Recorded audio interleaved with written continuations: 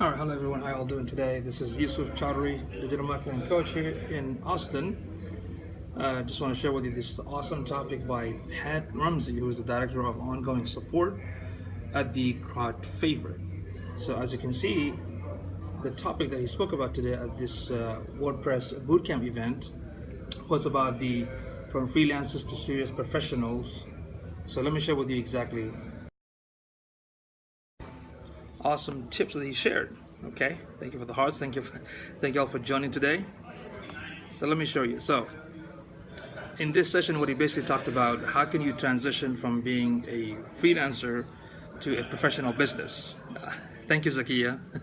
So let me share this with you real quick, then I'm going to also give you my takeaway from his workshop. So the first thing he talked about, that you cannot always be a freelancer or think like a freelancer. So what you need to do is you should have employees and partners. And the reason you do that, because there's no way for you to run everything by yourself. Okay, so the first idea is that you should have an employee or partners that can actually help you run your business. Okay, so that was the first tip. The second one is build relationship with web designers and web developers. So if you're a web designer and you don't know anything about web development, why not network and look for a web developer that can help you and partner with you, and vice versa. So if you're a web developer and need some help with the web designers, so you might want to build that relationship through, collaborations and some sort of offer and help back and forth. So that was tip number 2. And tip number 3, you got to treat your clients like partners and negotiate with them like partners, not just like somebody paying you, but you need to actually take care of them. And if you treat them like partners, the relationship will be a little bit different than just like having any client in a payroll. Does that make sense? So that was number 3. Number 4, make sure that you have a clear statement of work so you can set the right expectation with your customers. So basically you can explain exactly in the contract or the agreement what are you exactly doing and what are the expectations, so that way your client will understand exactly what's going on. So that way they will not be on the dark. Does that make sense? So that was number 4, and you have to clearly state what you are going to do, or aka scope of work. Now number 5, think about for those that do work on an hourly basis, think about effective hourly rate.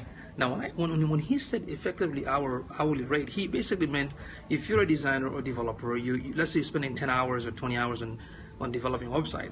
But what about preparing your client's invoice or bills or different other work, extra task that is actually outside the scope of your development work or the design work? So for that, you also have to consider other factors that when you add them up together, you realize that your hourly rate wasn't that high. Does that make sense? So when somebody charges, like, let's say $125 an hour for web development, but if you add all the other tasks, then you'll notice that you're actually being very cheap. So you include everything within your task, and when you offer the service, don't just offer an hourly base, offer it based on value and maybe a project. Okay, so these are some of the tips that I learned from Mr. Pat Ramsey. And my takeaway is that if you're a freelancer, my suggestion to you is think like a CEO. What I mean by think like a CEO, because you're trying to build a team, develop a business, develop a company, and not just necessarily do everything by yourself, because after all, you can't chase 2 rabbits at the same time, right? There's no way for you. I know a lot of us, when we start our business, we kind of wear all kinds of hats. That happens. We did it too. But you always have to think about, how can I delegate, or how can I delegate my time so I can focus on something else more valuable. Does that make sense? So that's what I would advise you to do, is think like a CEO. And as I mentioned, you can be everywhere, and you can always outsource. You can always delegate. There's so many awesome services out there, like Upwork.com, Elance.com, that you can hire professionals to do some of the mundane tasks that you cannot do. Okay, so that's it. Those are the tips that I would love to share with you from Mr. Pat Ramsey, who talked about from freelancers to serious professionals, and the last 3 tips were my takeaway. So we're gonna get ready soon to attend another session. In fact, I have a few more. So let me go ahead and end the scope and come back and talk about another presentation and whatever I learned and the notes that I wrote it down. So I'm gonna share this with you. Okay. So thank you so much, y'all, and I should be back very soon. Thank you. Take care.